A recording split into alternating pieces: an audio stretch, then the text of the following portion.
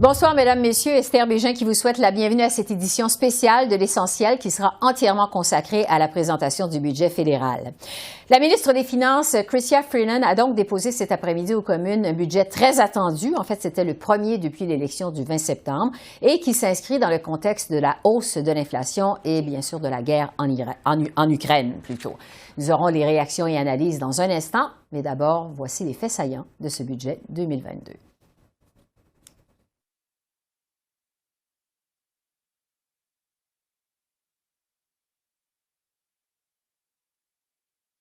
Les perturbations liées à la pandémie, la guerre en Ukraine et les taux d'intérêt plus élevés n'ont pas empêché la ministre des Finances, Chrystia Freeland, de présenter un budget plus optimiste que ce qui était prévu lors de la dernière mise à jour économique.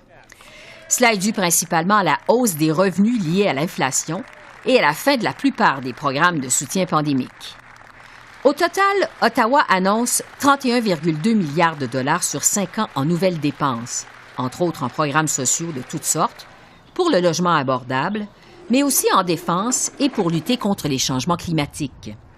Des dépenses qui s'ajoutent aux 62,9 milliards déjà annoncés par les libéraux depuis la dernière campagne électorale. Au chapitre du déficit, Ottawa le chiffre à 52,8 milliards pour l'année fiscale 2022-2023, qui a commencé le 1er avril. Il s'agit donc d'une baisse par rapport aux plus récentes prévisions, baisse substantielle également par rapport au déficit de l'an dernier. Pour ce qui est de la dette, elle atteindra 1 213,7 milliards cette année, fixant son ratio par rapport au PIB à 45,1 %. L'impact de l'entente entre le Parti libéral et le NPD se fait aussi sentir. La ministre des Finances annonce un investissement de 5,3 milliards pour créer d'ici 2025 un régime d'assurance dentaire pour les Canadiens dont le revenu familial est inférieur à 90 000 $. Les enfants de moins de 12 ans pourront en profiter dès cette année. Ottawa prévoit aussi plusieurs nouvelles initiatives pour lutter contre la crise du logement, d'une valeur totale de 10 milliards de dollars. Grande nouveauté, un compte d'épargne libre d'impôt pour les acheteurs d'une première propriété qui pourront ainsi épargner jusqu'à 40 000 $. 4 milliards de dollars sur 5 ans seront également investis pour doubler le nombre de constructions de logements à travers le pays. Autre demande du NPD, Ottawa annonce une surtaxe sur les revenus des banques et des sociétés d'assurance-vie. Ces institutions seront entre autres taxées à hauteur de 15 % sur tout revenu imposable de plus de 1 milliard de dollars engrangés, une mesure qui s'applique uniquement pour l'année 2021. Une annonce fort attendue, celle relative aux dépenses militaires. À ce chapitre, le budget sera augmenté de 8 milliards de dollars sur 5 ans, principalement pour moderniser NORAD et le système de défense continentale. Cette hausse portera les investissements du Canada en défense à 1,5 % de son PIB, loin derrière l'objectif de 2 % fixé par l'OTAN. Le Canada offre également à l'Ukraine jusqu'à 1 milliard de dollars en nouveaux prêts et 500 millions de dollars en aide militaire. Du côté de la lutte au changement climatique, Ottawa confirme l'investissement de 9,1 milliards de dollars pour son programme de réduction des émissions de gaz à effet de serre, déjà annoncé la semaine dernière. Le budget prévoit aussi 15 milliards sur 3 ans pour la création d'un fonds de croissance et d'une nouvelle agence pour attirer des investissements, principalement dans les technologies vertes. Enfin, les transferts en santé. Ottawa ne répond pas à la demande des provinces qui souhaitaient les voir augmenter de 28 milliards de plus cette année. La ministre Freeland a seulement rappelé l'engagement de son gouvernement du mois de mars dernier d'offrir aux provinces un transfert unique de 2 milliards pour réduire les listes d'attente en chirurgie. Le fait qu'avant de la crise de COVID, on a pris une approche responsable en ce qui concerne la fiscalité, nous a aidé beaucoup. Maintenant, la crise de COVID est pas avec nous. La crise économique de COVID est passée et c'est vraiment le moment pour une approche responsable. Et cette approche responsable est importante aujourd'hui, plus que jamais, à cause de l'incertitude économique au niveau mondial et à cause de le niveau d'inflation élevé. Et ce budget, c'était le premier grand test de l'alliance entre les libéraux et les néo-démocrates pour maintenir le gouvernement minoritaire au pouvoir jusqu'en 2025. Le chef du NPD juge qu'Ottawa a suffisamment répondu à ses attentes. La réaction de Jack Meeting. Par rapport à notre entente et le fait qu'on a voulu livrer l'aide aux gens, on a réussi à livrer ce qu'on a obtenu dans l'entente. Ça veut dire soins dentaires et l'investissement pour le logement abordable. Donc oui, c'était les deux éléments importants qu'on a voulu voir. Mais on a toujours des critiques. L'approche du gouvernement sur la grande question des changements climatiques n'était pas suffisant. C'était une mauvaise décision d'augmenter les subventions pétrolières. On a dit qu'on doit les éliminer et réinvestir de l'argent dans les travailleurs et dans l'énergie propre. Donc, c'est une critique qui continue. Un tout autre son de cloche du côté des autres partis d'opposition communes. Les conservateurs déplorent les dépenses élevées et le manque de discipline budgétaire, alors qu'au Bloc québécois, on est déçu qu'Ottawa n'augmente pas les transferts en santé. C'est le premier budget NPD de l'histoire du Canada, mais c'est un budget qui porte aussi la signature de Justin Trudeau parce que c'est un budget qui n'est pas responsable. C'est un budget qui ne fait rien pour permettre aux Canadiens d'avoir plus d'argent dans leur poche concernant l'inflation. Un budget qui fait rien sur l'inflation, un budget qui fait rien non plus sur le contrôle des dépenses, et on sait que ce gouvernement dépense énormément, encore plus avec l'alliance avec le NPD, et un budget aussi qui ne permet pas aux Canadiens d'avoir accès immédiatement à la propriété, alors qu'on sait que c'est une crise majeure qui frappe le pays. Le Québec et les provinces veulent une augmentation des transferts en santé sans condition. Le budget lui donne des conditions, pas d'augmentation des transferts. Le budget dit essentiellement, si vous voulez que votre système de santé marche mieux parce que vous êtes pourri, vous m'appellerez. C'est essentiellement ça qu'il dit, ce budget-là. Évidemment, fin de non-recevoir. J'ai hâte de voir la réaction de Québec. Deuxième condition, les aînés. Écoutez, c'est fantastique. Les aînés. Essentiellement, le gouvernement a dit non, on ne met pas une scène de plus pour les aînés. Regardez, on a un petit tableau ici, ils sont gras durs. Justin Trudeau dit aux aînés du Québec et du Canada, vous en avez en masse, on ne vous en donnera pas plus. Le Canada affiche donc un déficit de près de 53 milliards cette année, ce qui est moins élevé que prévu, alors qu'il engage dans des dépenses de plus de 31 milliards sur 5 ans. Le gouvernement Trudeau a-t-il fait preuve de prudence ou au contraire a-t-il trop dépensé? J'analyse ce budget avec l'économiste Alain Dubuc, qui est professeur au HEC. Bonsoir Alain. Bonsoir. Est-ce que ce budget de la ministre Freeland est économiquement et fiscalement responsable? Il est étonnamment responsable. Étonnamment en ce sens qu'on a spéculé depuis plusieurs semaines sur ce que serait ce budget libéral, mais un petit peu aussi néo-démocrate. Puis on craignait une surenchère de dépenses. On craignait aussi le retour de l'indiscipline budgétaire qu'a caractérisé le gouvernement Trudeau depuis plusieurs années. Et finalement, c'est un budget très sérieux, où on trouve beaucoup de retenues. Entre autres, comme tous les gouvernements, le gouvernement fédéral se retrouve avec beaucoup plus d'argent que prévu à cause de l'inflation qui augmente ses revenus fiscaux.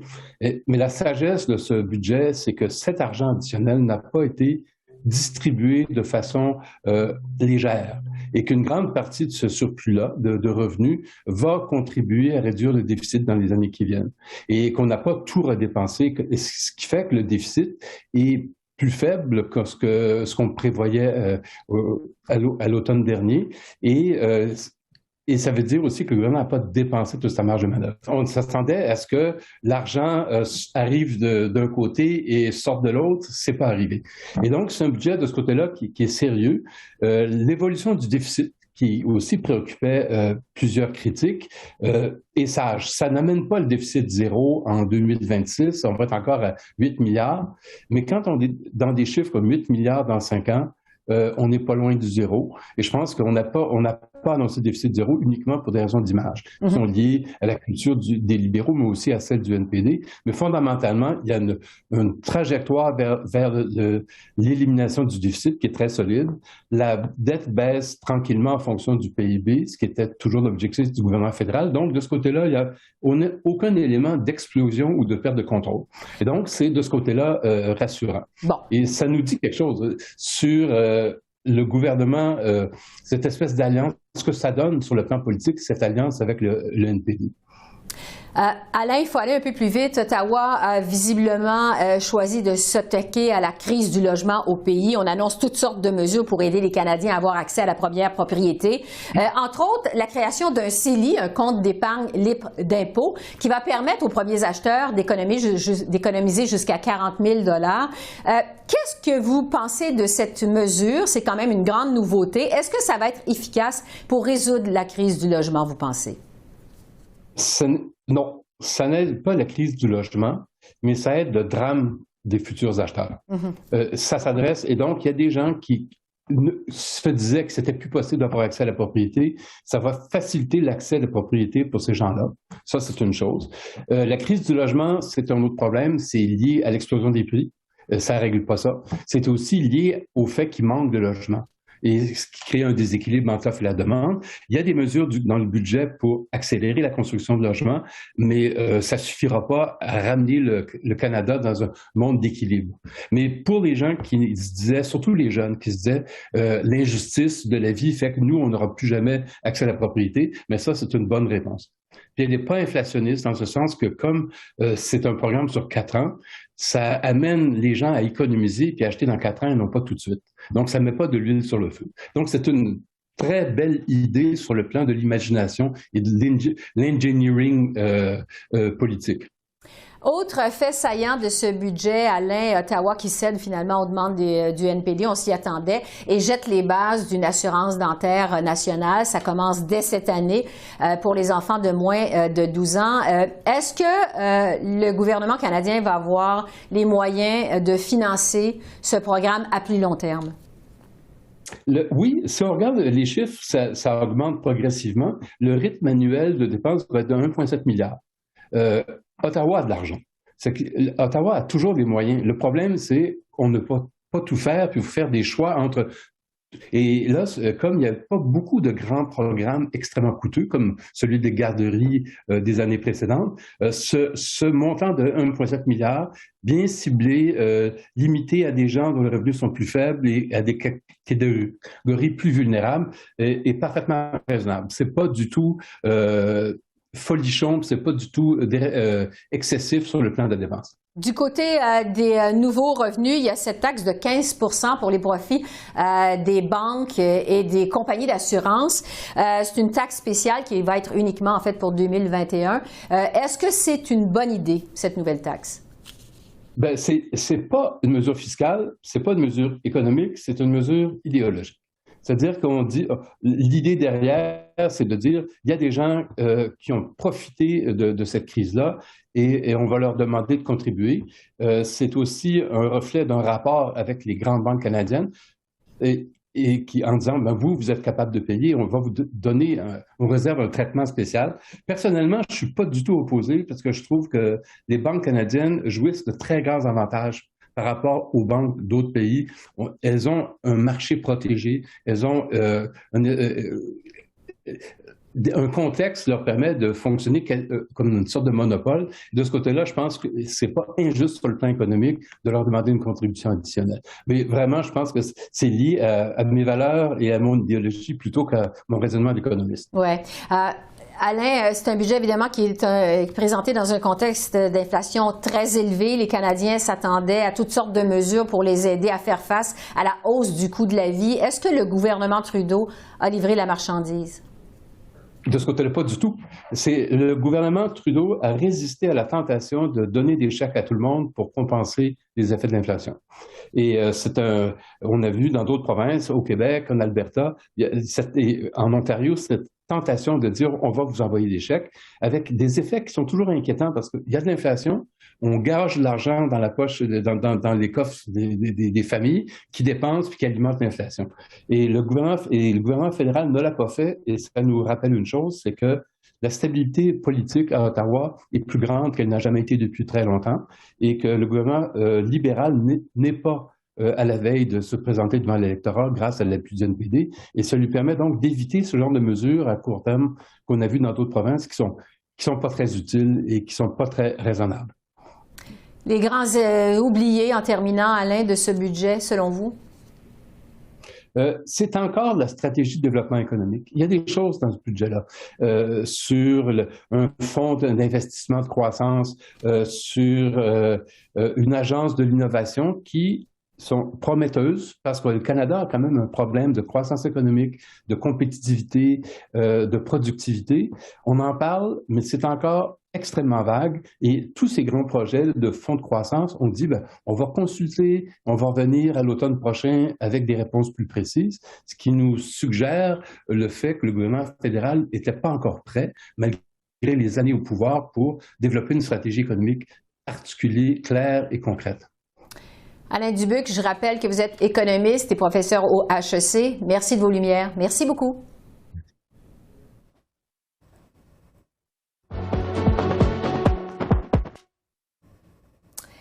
Ce budget présenté aujourd'hui était également éminemment politique. C'est le moment d'introduire nos journalistes Joël Denis Bellavance de la presse et Conrad Yakabouski du Globe and Mail.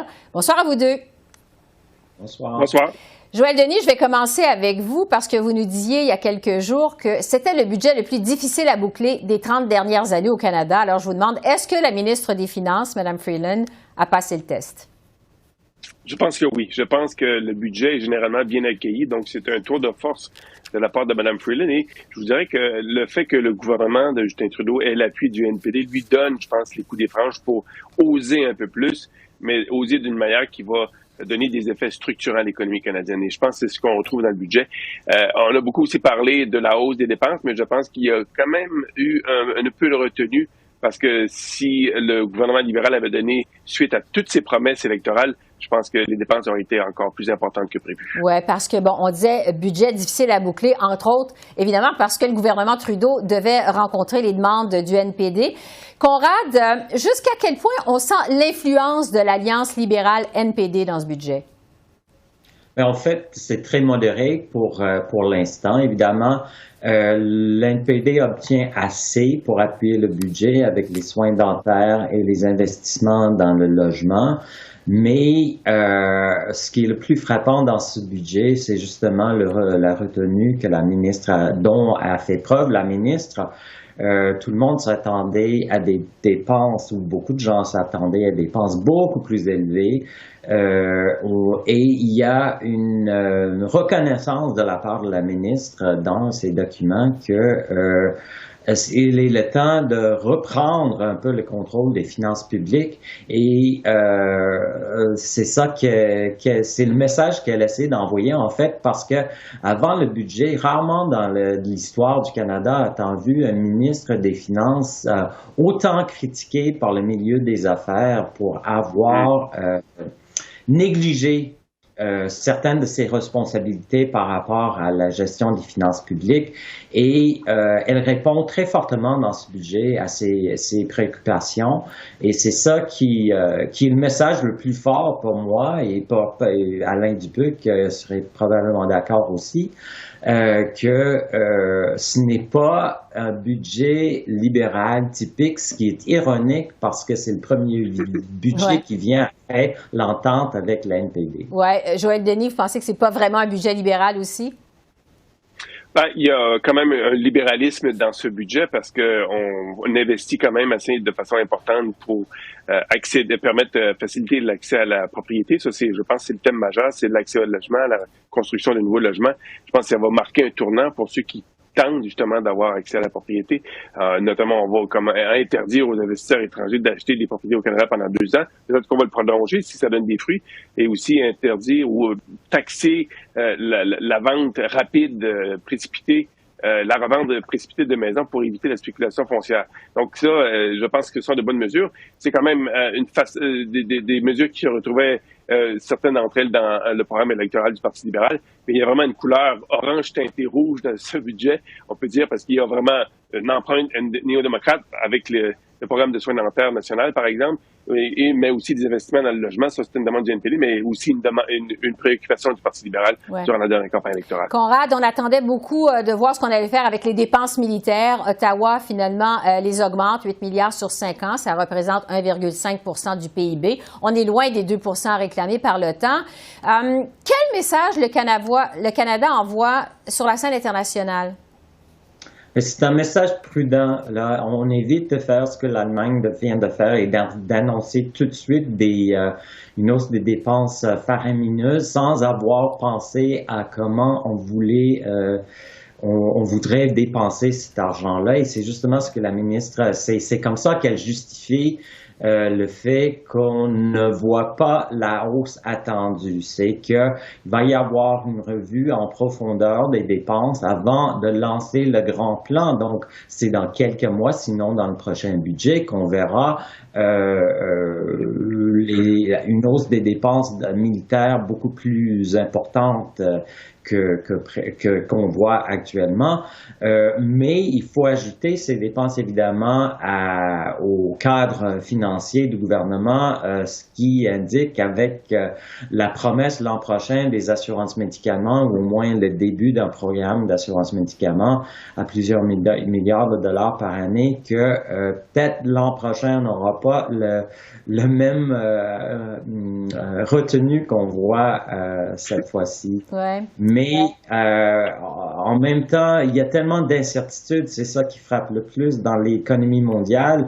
Le budget mise sur une baisse de l'inflation dès l'an prochain, mais la seule façon que l'inflation va baisser autant l'année prochaine, c'est s'il y a une récession.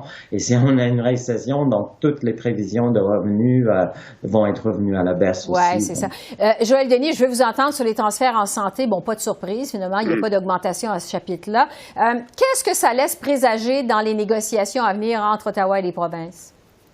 Il y a beaucoup de frictions, Esther, et moi, je m'attendais pas à ce que le gouvernement fédéral augmente les transferts, mais je m'attendais à ce qu'il y ait quelques mots dans le budget qui indiqueraient peut-être une porte ouverte à des négociations, à une hausse des transferts. Et ça risque de bousculer le cadre financier du gouvernement fédéral parce que les provinces réclament quand même un montant substantiel d'au moins 26 milliards de dollars de hausse annuelle. Il n'y a rien qui est dans le budget. Et donc, les négociations entre Ottawa et les provinces risquent d'être très houleuses. Et je m'attends à des réactions très vigoureuses de la part de l'ensemble des premiers ministres des provinces au cours des prochains jours pour critiquer le gouvernement fédéral parce que cette absence est quand même remarquée par tous, à savoir que $0 de plus pour financer un système de santé qui a été mis à rude épreuve durant la pandémie, qui l'est toujours d'ailleurs. Oui, on a entendu le chef du Bloc québécois aussi réagir à cet égard. Conrad, je vous amène sur le terrain de l'environnement. Ottawa injecte 15 milliards sur 3 ans pour attirer des investisseurs, surtout dans les domaines des technologies vertes. C'est un gros montant quand même, mais qui arrive au lendemain du feu vert au projet Baie du Nord. Qu'est-ce que ce budget envoie au sujet de l'approche environnementaliste du gouvernement Trudeau? Qu'est-ce que ça nous dit de son approche environnementaliste? Bien, c'est une approche très prudente et équilibrée, en fait.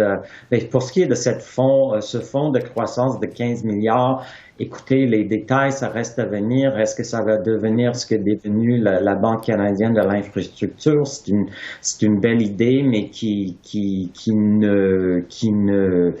ne se développe pas vraiment. Et que donc il y a ce risque aussi, mais il y a aussi dans le budget ce fameux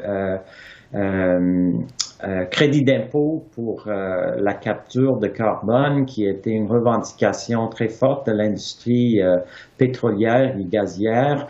Et c'est 2,6 milliards sur 5 ans et 1,5 milliard par année après ça. C'est sûr que l'NPD est complètement contre cette mesure-là, mais ça indique que le gouvernement libéral, et on l'a vu dans le plan de réduction des émissions qui a été publié la semaine dernière, que les prévisions du gouvernement sont à ce que la production du pétrole canadien continue à augmenter pendant un bon bout de temps.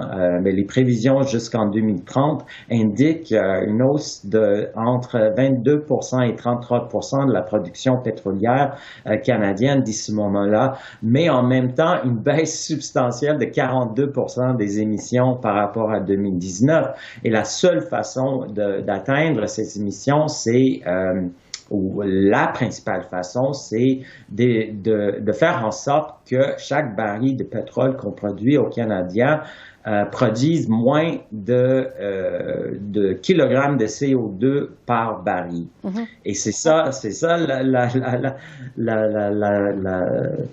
le pari que fait Steven Guilbeault, et il mise aussi sur ces incitatifs qui sont dans le budget d'aujourd'hui. Ouais. Mais est-ce que ça va donner les résultats voulus? À suivre. Ouais.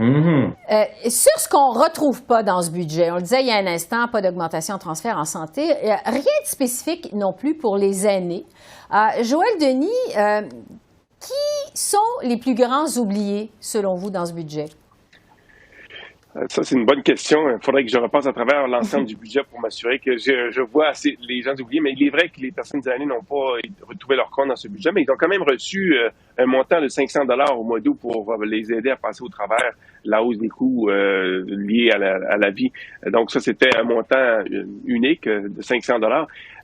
Mais j'ai reçu effectivement des courriels aujourd'hui de lecteurs plus âgés qui disaient il n'y a rien que pour les personnes âgées. Je pense que c'est évidemment les gens qui sont le plus mis de côté dans ce budget, parce qu'on parle beaucoup de l'accès au logement, on parle des militaires, on parle de la lutte au changement climatique, mais les personnes âgées, je pense, se sentent esselées ce soir. Oui. Conrad, pour terminer, il ne nous reste pas beaucoup de temps. Est-ce qu'il y a quelque chose qui vous a surpris, vous, dans le budget présenté aujourd'hui par Mme Freeland?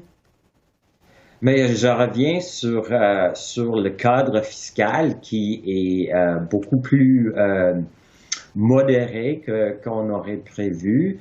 Moi, je m'attendais à peut-être un peu plus sur la défense, mais je comprends la justification qu'on l'a pas eue.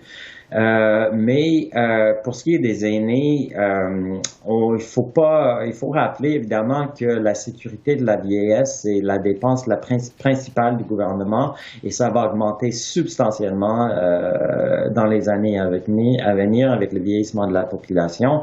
Donc, il est très, très, très difficile de promettre davantage aux aînés en termes de prestations parce que l'impact sur le budget est énorme. Donc, 500 $ à tous les aînés, ça a un impact énorme sur le budget. Et si ça continue, mais évidemment, si on augmente la sécurité de la vieillesse, ça a un impact à très long terme sur les... Ce qu'on n'a pas fait, évidemment, aujourd'hui. C'est tout le temps qu'on a, Joël Denis et Conrad. Je tiens à vous remercier d'avoir accepté de prolonger votre journée déjà chargée pour nous. Merci beaucoup. C'est vraiment très apprécié. Merci de vos analyses. Je vous souhaite une excellente fin de soirée et je vous dis à la prochaine. Au revoir. Merci, Esther. Bonsoir. Bye-bye. Alors voilà, c'est là-dessus que se termine notre émission spéciale sur le budget présentée cet après-midi par la ministre des Finances, Mme Freeland. Esther Bégin qui vous remercie d'être à l'antenne de CEPAC, la chaîne d'affaires publiques par câble. Je vous souhaite une excellente fin de soirée et je vous dis à demain. Au revoir.